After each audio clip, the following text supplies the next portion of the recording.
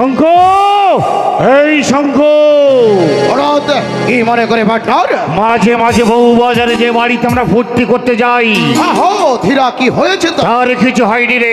তার ডান পাশের ঘরটা বহুত খুবসুরত জনানা, আহা কেইসা জওয়ানি, দিল খিসলে জানে জাতা। দিলের কথা বলতে আসি রে শঙ্কু, এসেছে মাল্লুর কথা বলতে। মাল্লু क्या मतलब? প্রাণীর নতুন এক বাবু জুটেছে, অঞ্জনকর বাড়ি, নাম প্রফুল্ল দে, ডাক নাম ভাতি। সে শালার হাতে আংটি, গলায় চেন, টাকা পয়সার কোনো অভাব নেই। अरे असली बात बात है, क्या करने होगा? সেই শালাকে ভড়কে দিয়ে আমাদের মাল্লু হাতে নিতে হবে। ওকে ছা এই শোন, ও যখন মদ থেকে প্রাণীর ঘরে ঢুকবে, তুই ধীরে ধীরে ওর পিছু নেবে। তারপরে চাক্ষুটা দেখাবি, দেখবি টাকা পয়সা গয়না কাটি যা আছে সব সব চিনে নেবে সব। लेकिन परानी পরাণী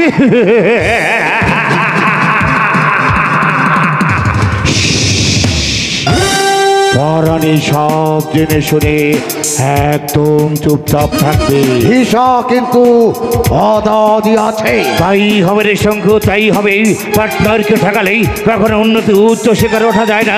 তোকে আমি হিসাব আদি দেবো। এই নতুন করে মক্কেলে খবর পেয়েছি। পেয়েছি, लेकिन एकदम छोटी मोटी फेदा ना उठेगा।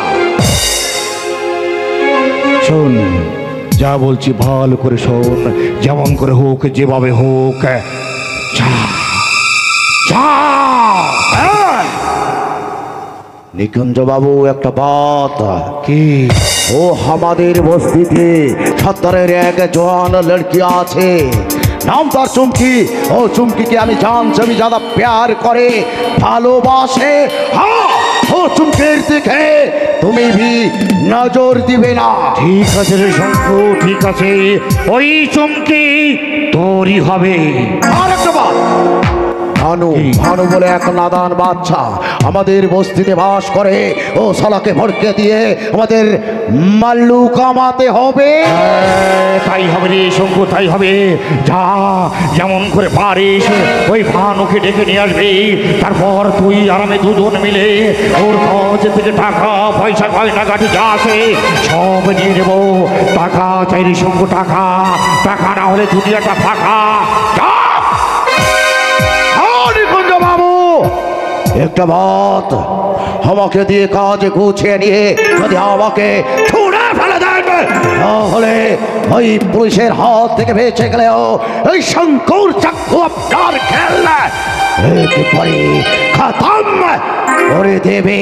কথাটা ইয়াদ রাখবেন, ইয়াদ। আরে শঙ্কু একটা হারামি।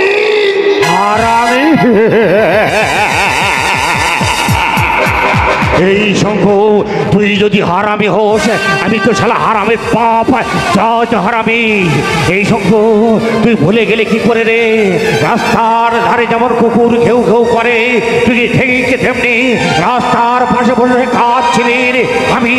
আমি নিকুঞ্জ রায় তোর হাত ধরে এই লাইন আনলাম, আর তুই কিনা আজ আমার দিকে ছুড়ে তুললি। না রে শঙ্খ না, এই নিকুঞ্জ রায় যেমন তোকে হাত ধরে ধীরে ধীরে গাছের মক ডালে তুলেছে, ঠিক তেমনি ওই মক ডাল থেকে তোকে নিচে নামিয়ে দেবে।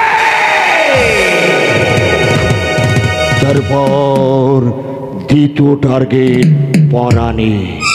পরাণীর সঙ্গে আমার কথা হয়েছে, সে নতুন নতুন মক্কেলের খবর দেবে, বিনিময়ে আমি তাকে কিছু টাকা দেবো।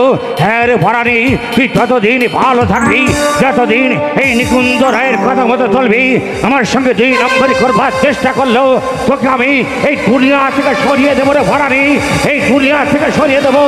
মনে রাখিস, আমার নাম নিকুঞ্জ রায়।